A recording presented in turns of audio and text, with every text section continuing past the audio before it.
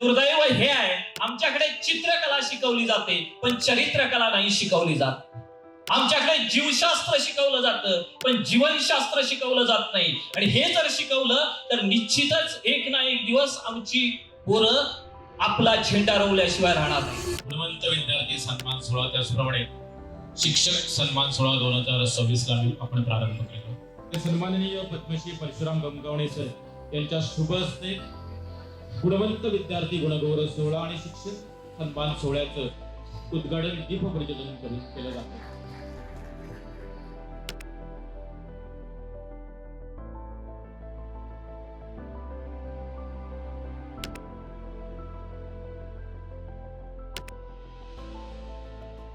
कार्यक्रमाच्या उद्घाटन प्रसंगी व्यासपीठावर उपस्थित सर्वच मान्यवरांचं मी कोकण कला व शिक्षण विकास संस्थेच्या वतीने मनपूर्वक हार्दिक स्वागत करतोय. त्याचप्रमाणे मोठ्या संख्येने उपस्थित शालेय शिक्षक वर्ग, पालक वर्ग आणि विद्यार्थी सर्वांचे कोकण कला व शिक्षण विकास संस्था तसेच वेताळ प्रतिष्ठान सिंधुदुर्ग यांच्या वतीने मनापासून हार्दिक स्वागत करतोय.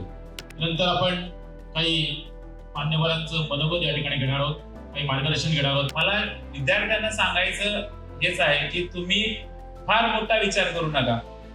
तुम्ही ज्या वर्गामध्ये आहात, ज्या शाळेमध्ये आहात, ज्या अभ्यासक्रम तुमच्या समोर आहे तो तुम्ही करा. आणि या अभ्यासासोबतच तुम्ही खेळ, सांस्कृतिक जे तुमच्या सोबत जे तुमच्या शाळेमध्ये ज्या स्पर्धा होत आहेत त्याच्यामध्ये सहभागी व्हा, अष्टपैलू बना. म्हणजे ही वेळ पुन्हा नाही. विद्यार्थ्यांना एवढंच सांगेन की यशस्वी होण्यासाठी फक्त गुण पुरेसे नाही, तर त्यासाठी चांगले संस्कार, प्रामाणिकपणा, शिस्त, मेहनत आणि सर्वात महत्त्वाचं की माणुसकी सुद्धा या सगळ्यांची जोड असणं आवश्यक आहे. ज्ञान आपल्याला मोठं बनवतं पण संस्कार आपल्याला श्रेष्ठ बनवतं. एक गोष्ट लक्षात ठेवा, जीवन जगताना असं जगा की पुस्तक वाचा, कारण पुस्तक वाचलं तर मस्तक सुधारतं आणि जे मस्तक सुधारलेलं असतं ना समोर नतमस्तक व्हावं हे 1000 वेळा विचारतं. व्यासपीठावर बसलेली मंडळी आहे, त्यांनी आपल्या विचारांमधून सांगताना विद्यार्थी कसा घडला पाहिजे, विद्यार्थ्यांनी फ्युचरमध्ये काय करावं. आपण ऑलरेडी सगळे गुणवंत विद्यार्थी आहात. आपण वर्षभर मेहनत करून गुण कमवलेले आहात. 10वी मध्ये असतील, 12वी मध्ये असतील, स्कॉलरशिप मध्ये असतील. ह्याच्यासाठी प्रचंड मेहनत लागते. म्हणजे एवढ्या सगळ्या विद्यार्थ्यांमधून आपण खूप मेहनत करून पुढे आलेला आहात, गुण कमवलेला आहात. त्यामुळे सर्वप्रथम आपल्या सर्वांचं मी कोकण संस्थेच्या वतीनं आणि वेताळ प्रतिष्ठान सिंधुदुर्गच्या वतीनं आपल्या सगळ्यांचं अभिनंदन करतो. गरज आहे पाठीवरती थाप मारण्याची आणि ते काम आपण कुबल सर अतिशय चांगल्या पद्धतीने केला. कधीतरी सिंधुदुर्गाच्या परिवर्तनाचा इतिहास लिहिला जाईल. त्या परिवर्तनाच्या इतिहासाचा अभ्यास आमच्यासारख्या संशोधक करतील, त्यावेळेला निश्चितच त्याच्यातलं एक सुवर्णाचं पान हे आपल्या नावाचं असेल. आज सिंधुदुर्ग सारख्या ठिकाणी जे विद्यार्थी कष्ट घेऊन, मेहनत घेऊन शिक्षण घेत आहेत आणि त्यामधून जो चांगला रिझल्ट मिळवत आहे, त्यांना त्यांच्या शाळेतून म्हणा किंवा त्यांच्या पालकांकडून म्हणा हे प्रोत्साहन मिळत असतं.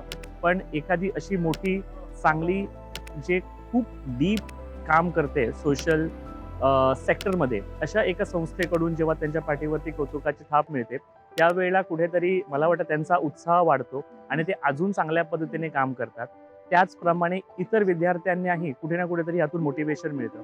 त्यामुळे ह्या ठिकाणी कुबल सरांनी जे चांगलं काम केलंय त्यासाठी मी त्यांचे पुन्हा एकदा या ठिकाणी आभार मानतो.